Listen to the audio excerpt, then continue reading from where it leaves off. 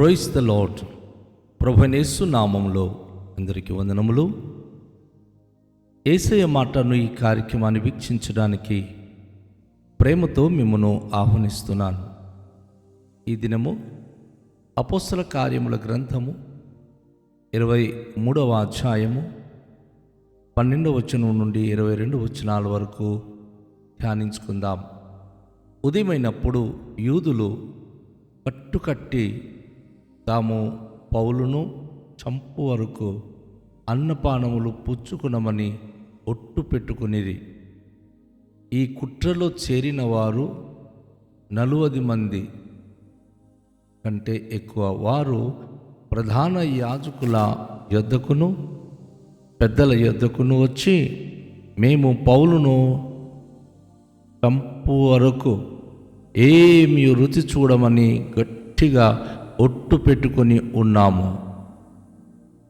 కాబట్టి మీరు మహాసభతో కలిసి అతని గూర్చి మాకు పూర్తిగా విచారించి తెలుసుకొనబోనట్లు అతనిని మీ యొద్దకు తీసుకొని రమ్మని సహస్రాధిపతితో మనవి చేయుడి.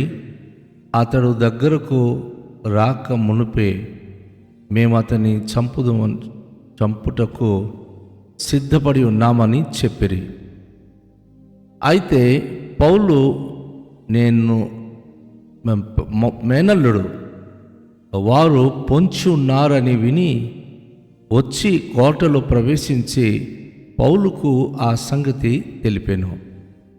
అప్పుడు పౌలు శతాధిపతితో నొకని తన యొద్దకు పిలిచి, ఈ చిన్నవాణిని సహస్రాధిపతి యొద్దకు తోడుకొని పొమ్ము, ఇతడు అతనితో కూడా ఒక మాట చెప్పుకునవలనని ఉన్నాడనెను. శతాధిపతి సహస్రాధిపతి యొద్దకు అతనిని తీసుకొని పోయి, ఖైదీవైన పౌలు నన్ను పిలిచి నీతో ఒక మాట చెప్పుకొనవలెనున్న ఈ పడుచువాణిని నీ యొద్దకు తీసుకొని పొమ్మని నన్ను అడిగెను అని చెప్పాను. సహస్రాధిపతి అతని చేయి పట్టుకొని అవతలకు తీసుకొని పోయి, నీవు నాతో చెప్పుకొనవలెనని ఉన్న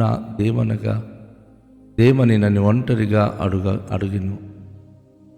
అందుకతడు, నీవు పౌలును గూర్చి సంపూర్తిగా విచారించబోనట్లు అతని రేపు మహాసభ యొద్దకు తీసుకుని రావాలని నిన్ను వేడుకొనుటకు యూదులు కట్టుకట్టి ఉన్నారు.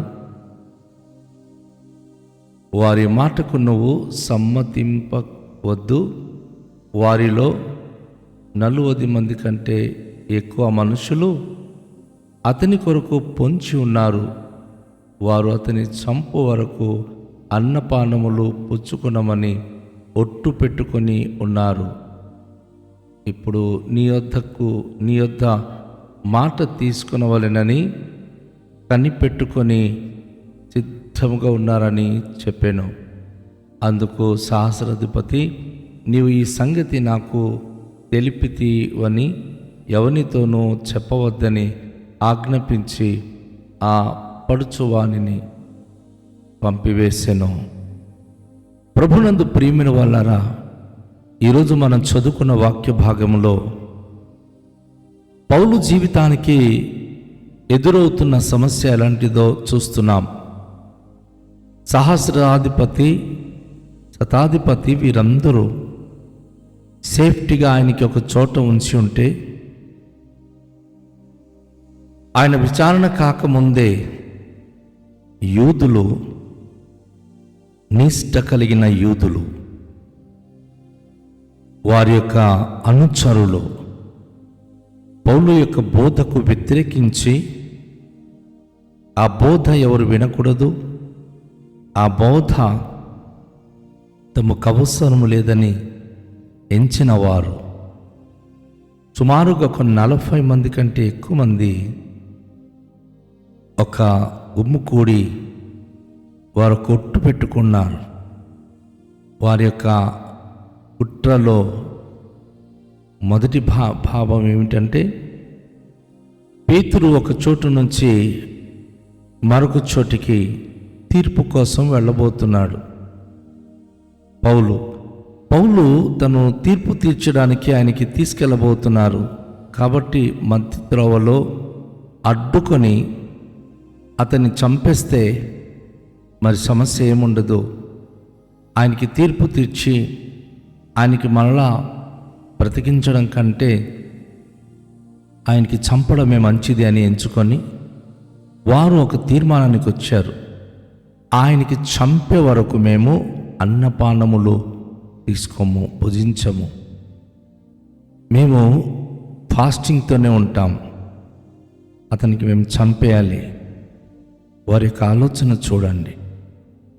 సుమారుగా 40 మంది కంటే పైన వీళ్ళు ప్రధాన యాజకులకి, పరిచయులకి, అధికారులకి వీరు విన్నపం తెలియచేస్తున్నారు.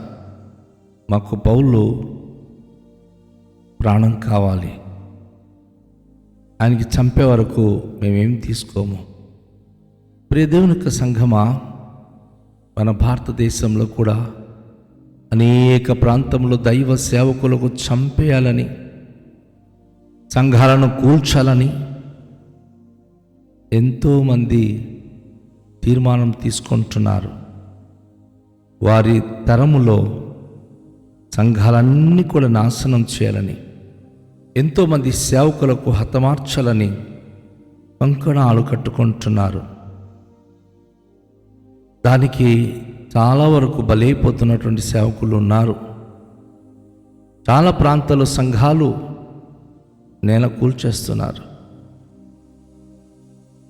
అపోస్తలుడైన పౌలు కూడా అదేవిధంగా కుట్ర పన్ని చంపుదామని వారొక ప్రణాళిక వేసి ఆలోచిస్తున్నప్పుడు పౌలు యొక్క మేనల్లుడు ఒక యవనస్తుడు ఆ విషయం విన్నాడు.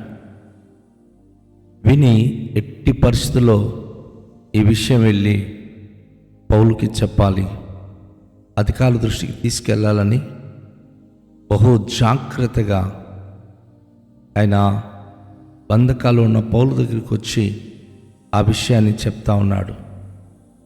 మీకు తీర్పు తీర్చడానికి మరొక స్థలానికి తీసుకెళ్ళినప్పుడు మధ్య త్రోవలో చంపేద్దామని ఒక 40 మంది ఒట్టు పెట్టుకొని అన్నపానం పుచ్చుకోకుండా వారు నీకోసం వెయిట్ చేస్తున్నారు.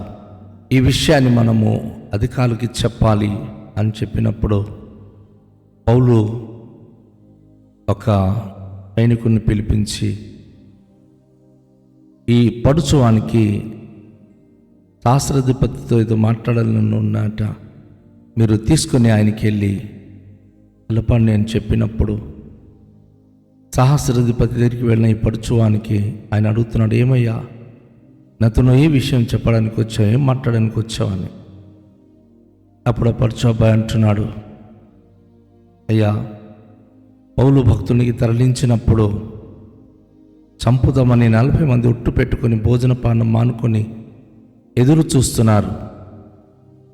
ఆ విషయం మీకు మీ దృష్టికి తేవాలని నేను వచ్చాను. ఏ రీతిగా తనను మీరు ప్రొటెక్షన్ ఇస్తారో, ఏ రీతిగా ఆయనను మీరు సంరక్షించుకుంటారో అది మీ మీదే ఆ భారం ఉంటుంది అని ఆ యవనస్తుడు చెప్పినప్పుడు, దేవుడు కొన్నిసార్లు ప్రజలు మనకు విరుద్ధంగా ఉండొచ్చు, కానీ దేవుడు మనకు విరోధి కాడు. దేవుడు మన పక్షంగా ఉంటాడు. దేవుడు కనుక మన సపక్షంగా ఉన్నప్పుడు ఎంత కుట్రదారులు ఎంతమంది కుట్ర పనినా సరే అందులో పడిపోకుండా దేవుడు మనను కాపాడుతాడు.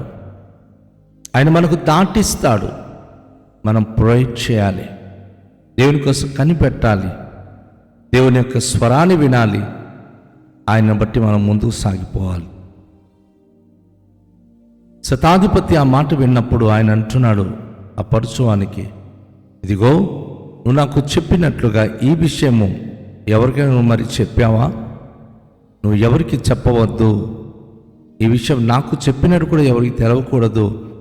అని చెప్పి మౌనంగా ఆ వ్యక్తిని పంపివేశాడు. దేవునికి బిడ్డలైన మనం ఆలోచించాలి. ప్రార్థన ద్వారా, దైవికంగా మనం ఉండుట ద్వారా ఎంతమంది మన మీద కుట్ర పన్నినా ఆ కుట్ర అంతా కూడా తారుమారు చేయగలిగే శక్తి కేవలం మన ప్రభుకు మాత్రమే ఉంది. అది ఎలాంటి పరిస్థితులైనా కూడా మార్చగలిగే అధికారము మన ప్రభుకు మాత్రమే ఉంది. కనుక పౌలు భక్తుడు ఇక వారి యొక్క అండర్లో ఆయన వెళ్ళడానికి దేవుడు వారికి ఆ యొక్క తలంపులను మార్చివేశాడు. దేవుడు అద్భుత కార్యములు పేతురు జీవితంలో జరిగించాడు, పౌలు జీవితంలో జరిగించాడు. నా ప్రియ సహోదరి, నా సహోదరుడా, పౌలు అనేకసార్లు చెరసాలలో ఉండి, అనేకసార్లు బంధించబడి, అనేకమైనటువంటి దెబ్బలు తిని, ఆయన ప్రతి అవమానమును సహించి భరించి ఒక మాట అంటాడు కదా కొరింథీ సంఘానికి రాస్తూ, నేను మంచి పోరాటము పోరాడి తిని తన కొరకు దేవుడు సిద్ధపరిచినటువంటి ఆ యొక్క జీవ కిరీటము నేను పొందుకోవాలని గురి ఎదుకు పరిగెత్తుతున్నాను అంటాడు. అవునండి, ఈరోజు సేవకుడు అయినా మనకు, లేక సంఘ బిడ్డలైన మనకు, ప్రతి ఒక్కరికి ఎవరికి ఎటువంటి కుట్ర ఎవరు పన్నుతున్నా, ఎవరికి ఎలాంటి నష్టం చేయాలని భావనలు కలిగి ఉన్నా ప్రభుకు ప్రార్థన చేయండి. ప్రభు అక్కడి నుంచి తప్పిస్తాడు. పౌలును తప్పించాడు దేవుడు, పౌలుకు సహాయం చేశాడు దేవుడు.